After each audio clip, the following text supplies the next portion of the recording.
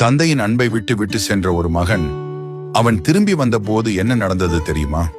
இளைய மகன் லூக்கா 15. ஒரு தந்தைக்கு 2 மகன்கள். இளையவன், அப்பா, எனக்கு உரியதை இப்போதே தாருங்கள் என்று கேட்டான். சொத்தை பெற்றவன் வீட்டை விட்டு வெளியேறினான். தந்தை வாசலில் நின்றபடி அவனை கண்ணீருடன் பார்த்தார். தூர தேசத்தில் அவன் எல்லாவற்றையும் வீணாக்கினான்.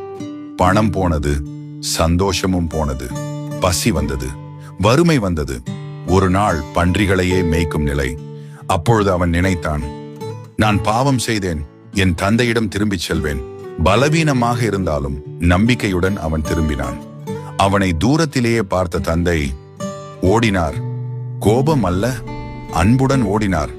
அவன் அழுதான். தந்தை கட்டி அணைத்தார். மன்னிப்பு அங்கே இருந்தது. இதை கண்டு அவன் மூத்த சகோதரன் கோபமடைந்தான். அப்பொழுது தந்தை சொன்னார், மகனே, நீ எப்போதும் என்னோடு இருக்கிறாய். என்னுடைய எல்லாம் உன்னுடையதே. ஆனால் உன் சகோதரன் இழந்தவன் இப்போது கிடைத்தான். இறந்தவன் போல இருந்தான், இப்போது உயிரோடு வந்தான். அதனால் நாம் சந்தோஷப்பட வேண்டாமா? நீ எவ்வளவு தூரம் சென்றாலும் தேவனுடைய அன்பு உன்னை எதிர்பார்த்து கொண்டிருக்கிறது. திரும்பி வா. ஆமென்.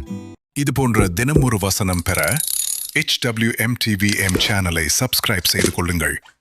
மற்றவர்களுக்கும் பகிர்ந்து கொள்ளுங்கள்.